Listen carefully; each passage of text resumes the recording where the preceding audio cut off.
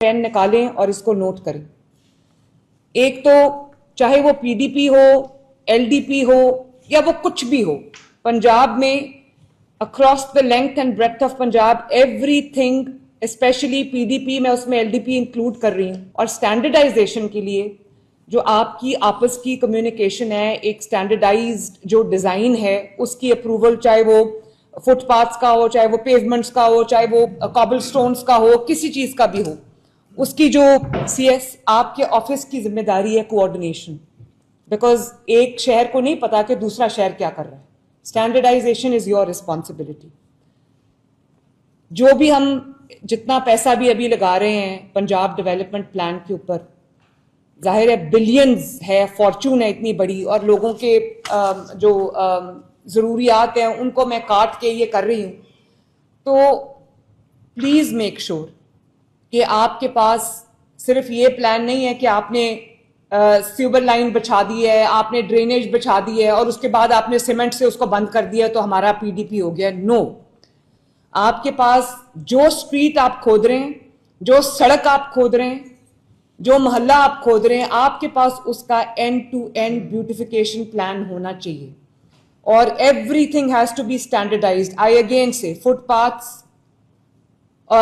सड़क बन गई, फुटपाथ टूटे हुए हैं, उसका वो इंपैक्ट ही नहीं आता। फुटपाथ साथ साथ बनाते जाएं, पेवमेंट साथ साथ बनाते जाएं,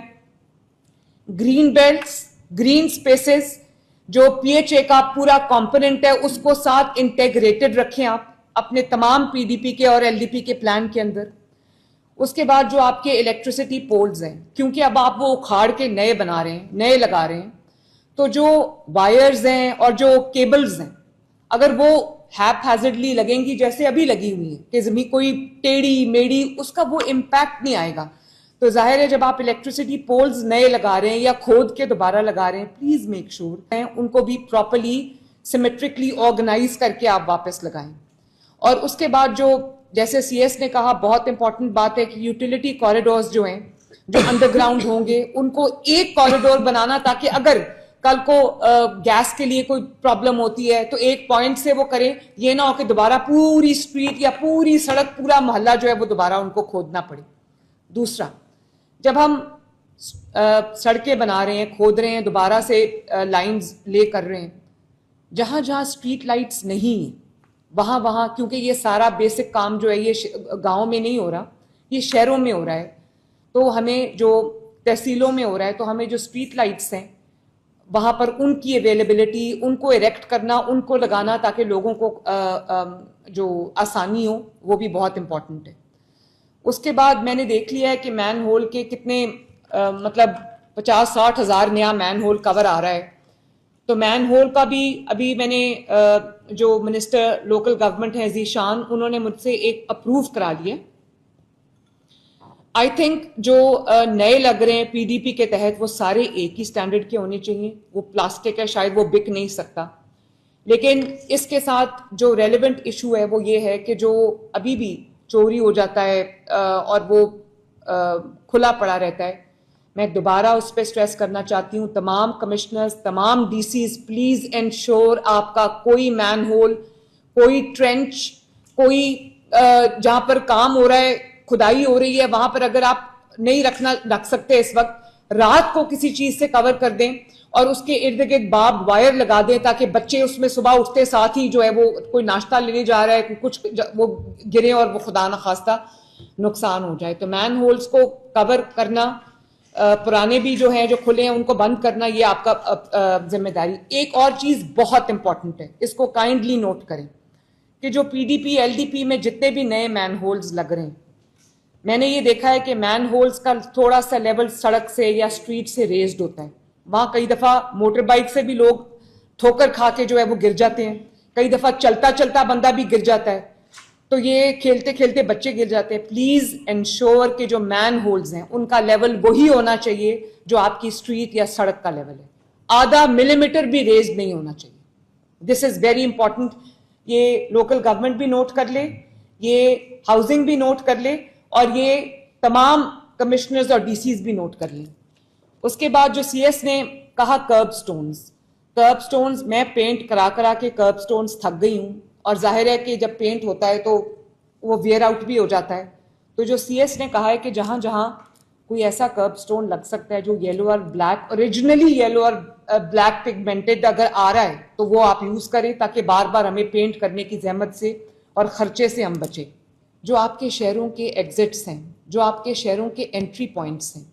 اور جو آپ کے آلریڈی بنے ہوئے انڈر پاسز ہیں,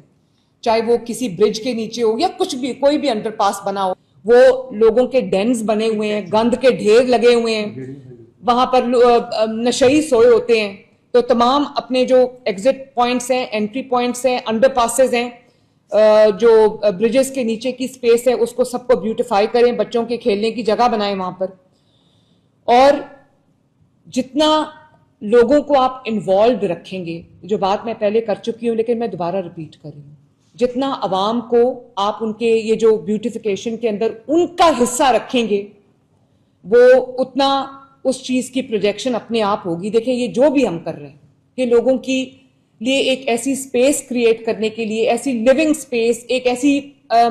جو ایک انوائرمنٹ کریٹ کرنے کی کوشش کر رہے ہیں کہ ان کو لگے کہ ان کی حکومت کو ان کا خیال ہے, حکومت نے ان کے سراؤنڈنگز کو, ان کے انوائرمنٹ کو ان کے لیے بیوٹیفائی کیا ہے, ان کے بچوں کے لیے ان کی جو ایک ماحول کو خوبصورت کیا ہے. تو پلیز جہاں جہاں پہ پنجاب ڈیولپمنٹ پلان امپلیمنٹ ہو رہا ہے وہاں پہ واکنگ ٹریکس بنائیں پبلک کے لیے, اوپن ایئر جمز بنائیں جیسے ٹرکی میں بنے ہوئے ہیں, تاکہ لوگ صبح صبح اٹھ کے, ان کا اس میں کوئی زیادہ پیسہ نہیں لگتا لیکن اس کو آپ وہ کریں. اور ان کی انٹرٹینمنٹ کی سپیسز, جو میں نے ابھی جیسے بات کی قصور میں, وہ جو ہم نے ابھی وہ دیکھی ہے 3D, کہ جو بھی آپ جہاں پر بینچز لگا رہے ہیں وہاں پر ایک چھوٹا سا جو ہے وہ